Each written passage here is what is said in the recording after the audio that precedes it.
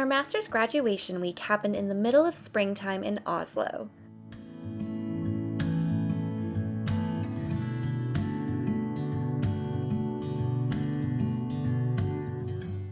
Springtime in the city is one of my favorite seasons. The flowers are in bloom and our sleepy town slowly awakens just in time for summer.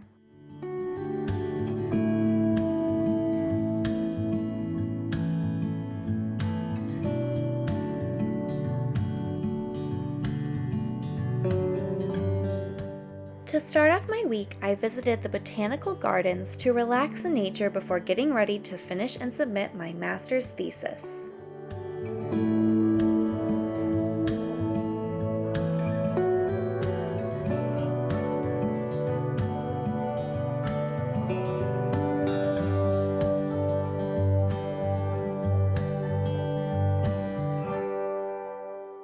Submitting my thesis and completing finals was very nerve-wracking, but I managed to finish just in time for our class's graduation Fjord cruise.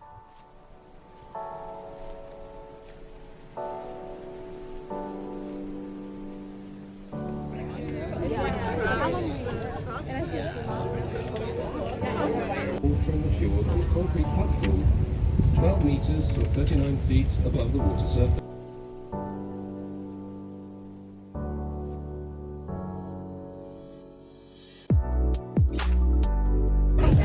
Wow, this is so shaky.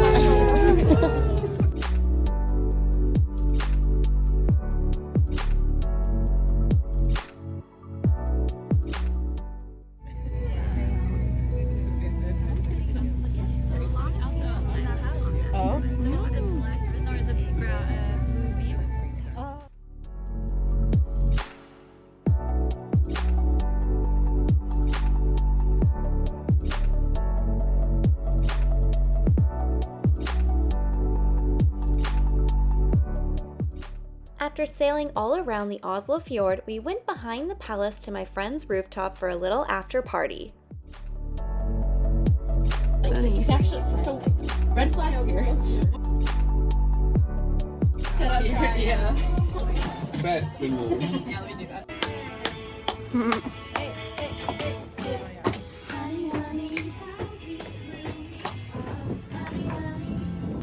Then came the official graduation day.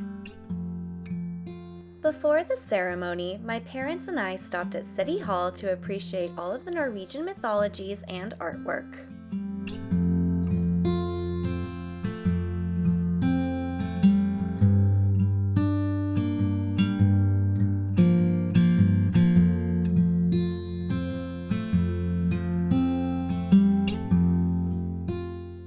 The murals inside City Hall depict Norwegian cultural life and history.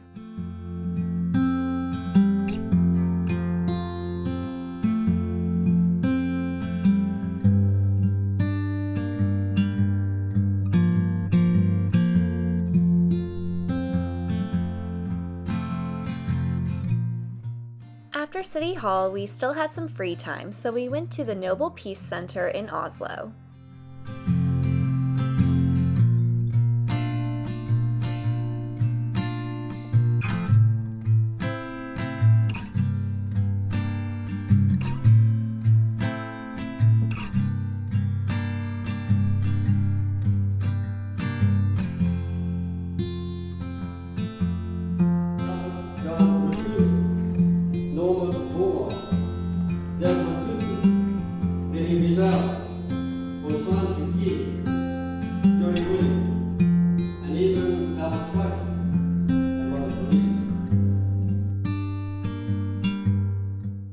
At the museum, we learned all about human rights and the Nobel Peace Prize recipients over the years.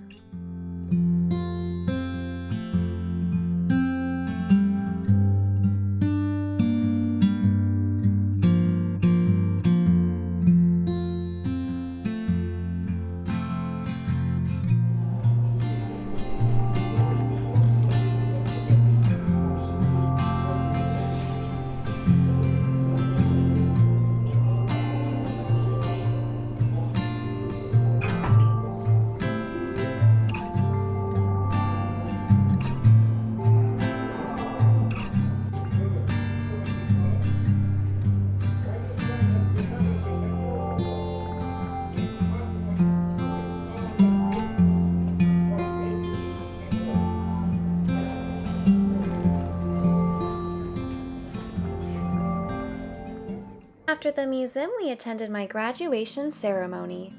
It's a special day. We salute you with a little bit of rain, just to remind you where you are. It means that you're lucky, because to have rain on a lucky day brings luck. And why does it bring luck? I'm not so sure about that. I presume it is because after rain comes sun. So you have a sunny future. That's possibly what it means. And this is a special venue. You can see this is the festive hall of, used to be the festive hall of the University of Oslo. And before that, it was the Parliament of Norway for, I think it was 6, 7, 8 years, from 1854 to 66.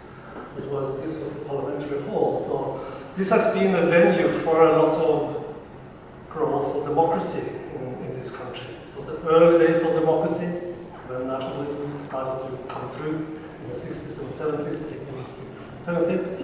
But you can imagine that this was an important venue for this building of this modern nation called Norway. Just a little over 2 years ago, there was the world was turned on its head, and there was, for many of us initially, it was a kind of palpable fear, for those particularly vulnerable to COVID infection. But also, we noticed a kind of an evaporation of our basic, taken for granted rights. The right to education, the right to movement, assembly, work. Literally overnight, these rights were subordinated to public health interventions. I'm not going to test you on the Syracuse principles for when states can legitimately deviate from human rights. I'm not going to bring Gentin out from behind the curtain to test you. But it had, of course, massive implications, not least for our program, like many programs. Literally overnight, we had to venture into strange new territory. And that strange new territory was in particular the world of digital learning. Many of you travelled as soon as you could, just before Christmas, and many of you also after Christmas. At a time of great uncertainty, none of us were really sure where this epidemic was going to go. I really salute the fact that so many of you actually did arrive in Oslo. Although digital teaching was pretty much a constant of your initial semesters, there was a brief respite in terms of mild lifting of restrictions and so on. Is there anything possibly good that we can see that has come out of this messy couple of years? I mean, certainly COVID has been really draining and tiring, I think, for all of us, not least for you guys, but for all of us indeed. But it also tells us that by all means plan, but at the same time, we shouldn't be afraid to adapt. We shouldn't be afraid to fail, in fact, because that's when we can really, truly learn. And we can actually take any setback, not as a defeat, but to find out something about ourselves. But from what I really want to say is that from the beginning of this class, as hinted at by board, there was something a little bit different. There was a really, really high level of organisation, and I was so impressed where you had all this very difficult situation. Some of the student reps took it into their own hands to kind of establish a WhatsApp group. Master's Programme in Human Rights Theory and Practice, and good luck. Thank you very much. I'm Allison, I'm from the US. And I'm Lisa, and I'm from Norway. And I'm Karen, I'm from Switzerland. And we were elected class representatives. Elected is a strong word, we were the only ones who wanted it. In the fall 2020, when we were all in different places in the world and time zones. Like I said, I'm from the US, so I was waking up for class at 4 o'clock in the morning. And we all started that semester remotely because of COVID, but thankfully Paris and company were all here to welcome us with what he talked about, the good vibes and morale. And I think maybe one of our fondest memories from that semester was being taught by a PowerPoint robot. I don't know if you guys remember. But despite being apart, our kind and enthusiastic spirits showed so very much to Paris. And then just when we thought that the effects of the program or the COVID on our program was over, a lot of us moved to Oslo in January 2021, and we were greeted by cold and dark Norwegian winter, by tubes of Moss caviar in our quarantine hotels, and months of lockdown.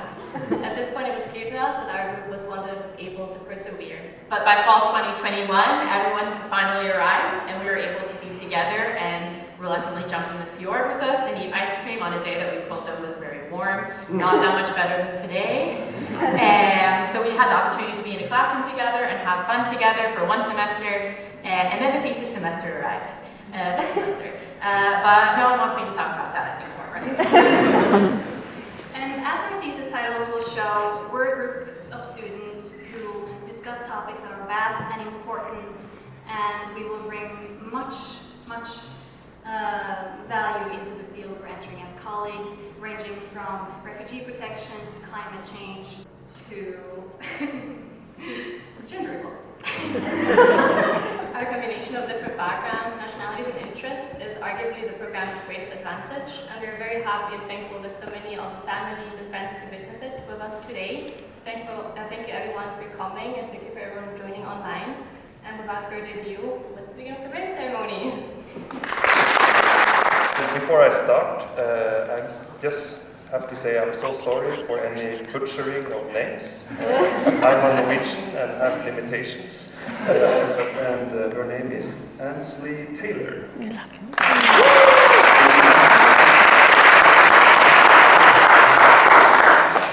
She wrote her thesis on the topic, the relationship between women's education, women's employment, gender inequality, and gender development, a case study of Afghanistan. And she was supervised by Professor Cecilia Baye.